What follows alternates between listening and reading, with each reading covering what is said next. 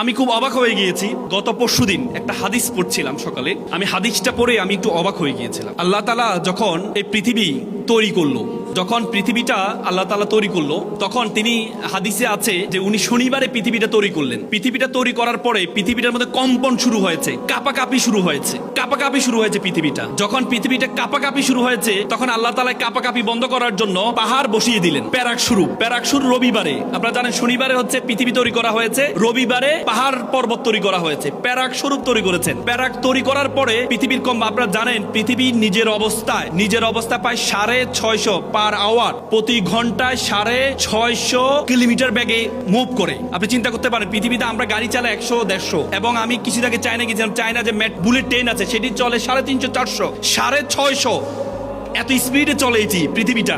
কিন্তু আমরা বুঝতে পারি না, আর কি আমরা বুঝতে পারি না। এই যে আপনারা এটা বোঝার জন্য আপনারা দেখবেন, আপনারা যখন শিপে উঠেন বা বিমানে উঠেন, বিমান এত স্পিডে চলে 200, 250, 350।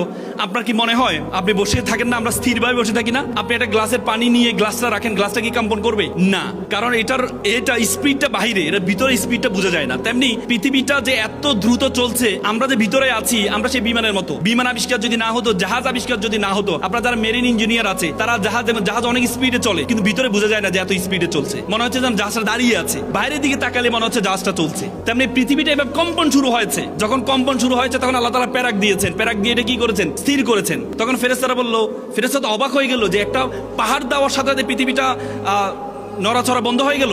তখন জিজ্ঞেস করলো, হে আল্লাহ, আপনি বলেন তো পাহাড়ের চেয়ে শক্তিশালী কি? পাহাড়ের চেয়ে কি শক্তিশালী কোনো কিছু আছে? পাহাড়ের চেয়ে কি শক্তিশালী কোনো কিছু আছে? তখন আল্লাহ বলল, আছে, পাহাড়ের চেয়ে শক্তিশালী আছে। পাহাড়ের তো শক্তিশালী লোহা। তখন আবার ফেরেশতারা আবার জিজ্ঞেস করলো, লোহার চেয়ে? কারণ লোহা দিয়ে কি পাহাড় কাটা হয়। তখন জিজ্ঞেস করলো, লোহার চেয়ে কি শক্তিশালী কিছু আছে?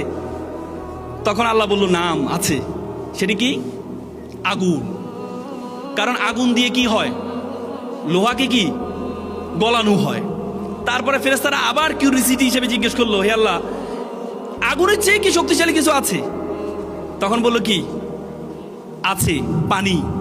মা, পানি। কারণ পানি দিয়ে কি হয়? আগুন নিবানো হয়। এরপর আবার জিজ্ঞেস করলেন, পানির চেয়ে কি শক্তিশালী কিছু আছে? তখন আল্লাহ বলল, নাম রেহ। রেহ মানে কি? বাতাস। কারণ বাতাস দিয়ে পানিকে যে জলোচ্ছ্বাস তৈরি হয়, বাতাস। তখন ফেরেশতারা আবার জিজ্ঞেস করলো, হে আল্লাহ, শাইয়ে আসাদ মিনাল রেহ, মানে এটার চেয়ে কি শক্তিশালী কোনো কিছু আছে? তখন আল্লাহ বলল, নাম ইবনা বনি আদম। আল্লাহ বলল, আছে, তার চেয়ে কি? বনি আদম হচ্ছে সবচেয়ে বেশি শক্তিশালী।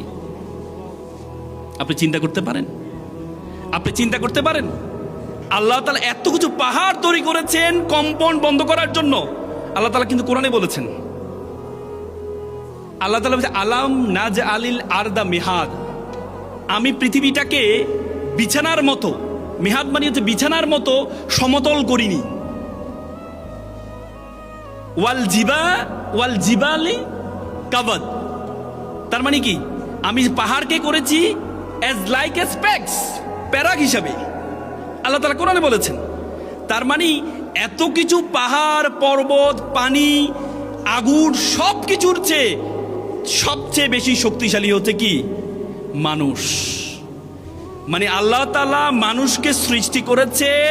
পৃথিবীতে যত বলা হচ্ছে 18,000 মাখলুকাত আছে, অনেকে বলে এর বেশিও আছে।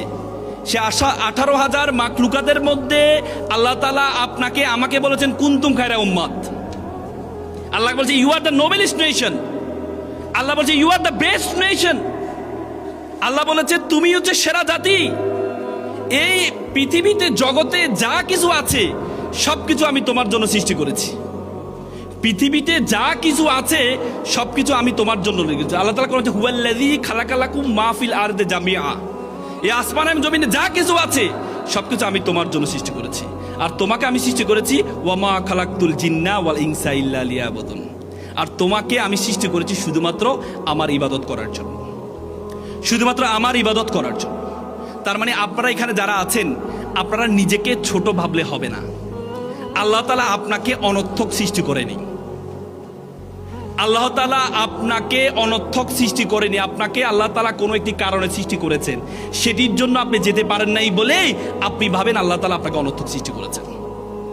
আজকে আপনারা দ্বন্দ্ব করেন প্রকৌশলী ডিপ্লোমা ইঞ্জিনিয়ার হবেন নাকি বিএসসি ইঞ্জিনিয়ার হবেন, দশম গ্রেডের চাকরি হবে, 30% কোটা থাকবে কি থাকবে না, এখানে কি বিএসসি ইঞ্জিনিয়াররা চাকরি করে অ্যাপ্লাই করতে পারবে কি পারবে না, এই চিন্তা করেন। এই চিন্তা করবেন না, এই চিন্তা করবেন না।